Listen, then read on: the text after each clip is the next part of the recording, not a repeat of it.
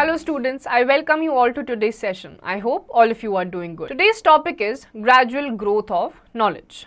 Learning topics, writing, the story of numbers, the story of paper, the story of printing, Braille script. The people in early times used the language of signs to communicate with each other. Sometimes while trying to exchange their ideas, they made some sounds. Some of these sounds came to have special meanings and were recognized and understood by all the members of the tribe. These became words, and in this way the language developed. Gradually, people were able to express themselves through spoken words. They passed on their hard-earned knowledge orally from one generation to another. तो पहले के time में लोग science का इस्तेमाल करा करते थे, सिंबल्स का इस्तेमाल करा करते थे कम्युनिकेट करने के लिए. फिर धीरे धीरे लोगों ने साउंड प्रोड्यूस करना स्टार्ट कर दिया. साउंड प्रोडक्शन के बाद कुछ ऐसे कॉमन वर्ड्स हुआ करते थे जो पूरी ट्राइब को समझ आने लगे और लोगों ने ऐसे ऐसे करके लैंग्वेज का डेवलपमेंट करा और वन जनरेशन टू अनदर ऐसे बात कर करके कम्युनिकेट कर करके अपनी नॉलेज को ट्रांसफर करा. But people still do not know how to read or write. Gradually, the knowledge grew so much that it was not possible to memorize it. People started feeling the need for recording this knowledge and communicating with others. This was the beginning of writing. फिर knowledge इतनी ज़्यादा expand हो गई कि लोगों को ये चीज़ें याद करना मुश्किल हो गया. तो लोगों ने सोचा इसको रिकॉर्ड करना ज़रूरी है और इस तरीके से writing का invention हुआ. Writing. In their attempt to communicate with others and to record their thoughts, people began to draw pictures of things they came across in their daily life. तो लोगों को समझाने के लिए, उनको याद रखने के लिए सबसे पहले जो लोगों ने शुरू किया वो था कोई भी चीज़ को अगर बताना होता था तो वो ड्रॉ कर देते थे. The paintings found in the ancient caves, especially those of hunting scenes and animals they came across, tell us much about the way those people lived. तो पुराने टाइम में जो केव्स में अलग अलग एलिफेंट्स की हंटिंग की ड्राइंग है, एनिमल हंटिंग की ड्राइंग है, वो हमें आज की डेट में बताती हैं कि उस टाइम के लोग किस तरीके से रहा करते थे.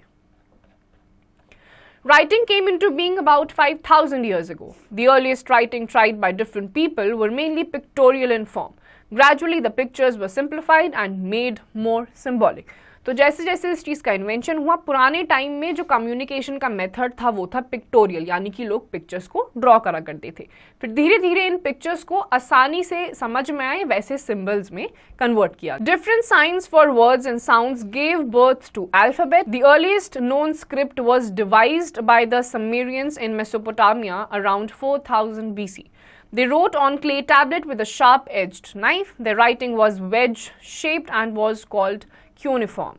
In Egypt, they used a type of picture writing called hieroglyphic. The scripts of China and Japan were also pictorial or hieroglyphic. तो धीरे धीरे साइंस का इन्वेंशन हुआ, अल्फ़ाबेट्स की डिस्कवरी हुई और लोगों ने क्ले टैबलेट्स पर उसको लिखना शुरू कर दिया. अलग अलग रीजन्स में जिन लोगों ने जिस तरीके की राइटिंग का इस्तेमाल करा लिखने के लिए, उन सब के जो नाम हैं वो अलग अलग हैं. The English language has 26 alphabets. It is written in the Roman script. Many European languages use the Roman script. तो आपकी English language में 26 alphabets हैं, Roman script में ये लिखे जाते हैं और मोस्टली हर जगह की जो लैंग्वेज है वो Roman script को ही फॉलो करती है. The oldest script in India was found on the seals in the remains of the Indus Valley civilization. Nobody has been able to read this script yet. तो India की जो सबसे पुरानी script है वो पाई जाती है अलग अलग सील्स के फॉर्म में, लेकिन आज तक कोई भी उन राइटिंग्स को समझ नहीं पाया है. The next script to develop in India was the Brahmi script. The Indian script today is largely based on it. उसके बाद second script जो थी वो Brahmi script थी और majorly आपकी जितनी भी scripts इंडिया में follow हुई हैं उसके बाद वो इसी चीज़ के ऊपर based है. The Hindi script is based on the Devanagari script, which is based on sounds and not on pictures. We have 22 major languages in India and they have their own scripts. उसके बाद आपकी जो Indian languages हैं, Indian sounds हैं, वो आपकी Devanagari script के through develop हुई हैं और ये ज़्यादा पिक्टोरियल नहीं है, यानी कि पिक्चर्स वाले फॉर्म में नहीं है बल्कि साउंड्स वाले फॉर्म में है. इंडिया में आपकी टोटल 22 लैंग्वेजेस हैं और उनकी अपनी अपनी स्क्रिप्ट है. The story of numbers. People in olden times must have felt the need to keep a record of the things and objects they possessed. Hence, they began to use numbers for counting. तो पुराने time में माना जाता है कि लोगों को अपनी जितनी भी पोजेशन थी, जो चीज़ें उनके पास थी, उसका रिकॉर्ड मेंटेन करने के लिए काउंटिंग की ज़रूरत पड़ी और ऐसे उन्होंने नंबर्स का इन्वेंशन किया. The earliest system of counting was based on 10 numbers. It possibly developed because we have 10 fingers. People must have learned counting by using their fingers. तो सबसे पुराना जो काउंटिंग नंबर का सिस्टम था वो सिर्फ 10 काउंटिंग तक था और पॉसिबली इसका रीज़न ये हो सकता है कि हमारी उंगलियां 10 हैं तो उसी को देखते हुए लोगों ने नंबर्स का डिस्कवरी किया होगा.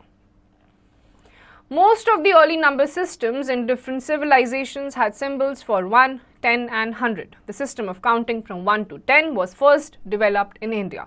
तो 1 से लेकर 10 तक काउंटिंग का जो सिस्टम था वो सबसे पहले इंडिया में ही डेवलप हुआ था.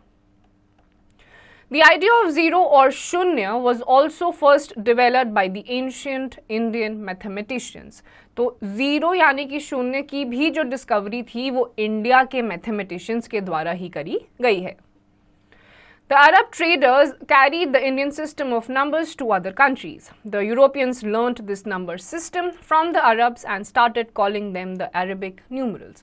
जो Arabic traders यूरोपियन कंट्रीज़ में या इंडियन नंबर सिस्टम को फॉलो करते हुए अलग अलग कंट्रीज़ में जाते थे, जैसे कि यूरोपियन कंट्रीज़ में, वहाँ के लोगों ने अरेबिक ट्रेडर्स से सीखा और इसीलिए उन्होंने अपने नंबर सिस्टम को नाम दिया Arabic number system.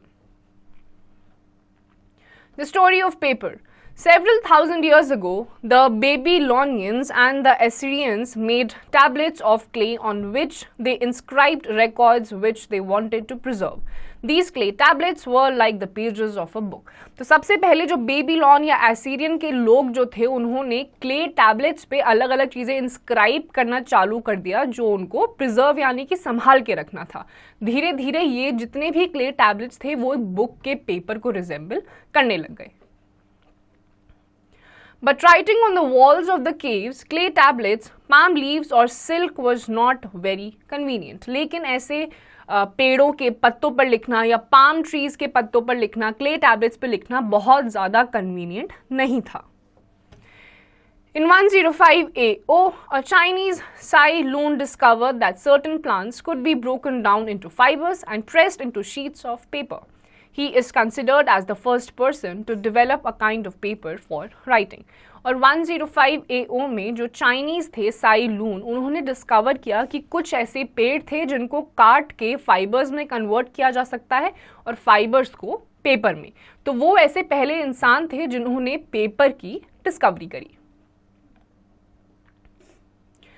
Later, Egyptians developed their own technique to make paper. They made paper from a water plant called papyrus, from which the word paper got its name.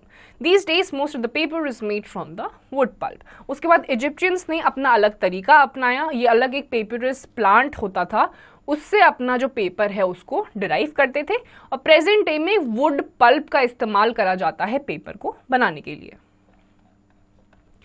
The story of printing. The earliest books were handwritten, hence there were very few copies of each book. People made handwritten copies for mass reading. तो पहले के time में जो books हुआ करती थी वो hand written हुआ करती थी और इसी की वजह से आपको पुराने ज़माने की जितनी भी किताबें हैं उसकी ज़्यादा कॉपीज़ नहीं दिखाई देंगी. The invention of printing press changed the world greatly. A large number of books could be printed in a very short time. It became cheaper to make books. It helped in the spread of knowledge. उसके बाद printing का जैसे जैसे invention हुआ उसने world को बहुत ही ज़्यादा ग्रेटली इम्पैक्ट किया. एक ही बार में एक किताब की मल्टीपल कॉपीज बनाई जा सकती थी. In the beginning, printing was a tedious process, but today, thousands of copies of a book can be printed in a very short time. तो स्टार्टिंग में प्रिंटिंग काफ़ी एक मेहनत वाला काम था, लेकिन प्रेजेंट टाइम में जो प्रिंटिंग मशीन्स हैं वो एक ही बार में हज़ारों कॉपीज बना सकती हैं एक किताब की, वो भी कम समय में. Knowledge Corner. Gutenberg in Germany invented the first printing press. It was a simple machine using movable type. The first book that he printed was the Bible. Germany में रहने वाले गुटेनबर्ग पहले ऐसे इंसान बने जिन्होंने पहली प्रिंटिंग मशीन का इन्वेंशन किया और सबसे पहली किताब जो उन्होंने छापी वो थी Bible. Braille script. Louis Braille developed a special script called the Braille script for the blind. With the help of these books, the blind can even compete with normal students and can even get higher or professional education. The letters in the Braille script are formed by the raised dots on thick paper. These can be easily felt by fingers. तो Louis Braille ने Braille script का invention किया था. ये blind लोगों के लिए या विजुअली इम्पेयर्ड लोगों के लिए है. ब्रेल स्क्रिप्ट जो होती है एक ब्रेल पैलेट पे या टैबलेट पे रेज्ड डॉट्स होते हैं जिसको फील करके लोग पढ़ाई कर सकते हैं. Now I know the early man expressed his thoughts through pictures. The earliest known script was devised by the Sumerians in Mesopotamia around 4000 BC. The idea of zero was first developed by the ancient Indian mathematicians. The Egyptians made paper from a plant called papyrus. Gutenberg invented the first printing press. The Braille script has greatly helped the blind to read. तो students इस chapter में हमने देखा कि किस तरीके से ancient times के जो अर्ली ह्यूमंस थे वो पिक्चर्स का यूज करा करते थे कम्युनिकेट करने के लिए. जीरो और शून्य का जो इन्वेंशन है वो एंशियंट इंडियन मैथमेटिशियंस ने करा है. उसके अलावा ब्रेल सिस्टम जो है उन्होंने अंधे लोगों के लिए काफी ज्यादा मददगार साबित हुआ है. तो students with this we come to the end of this chapter. इसकी जितनी भी एक्सरसाइजेज हैं वो आपको खुद से करनी है.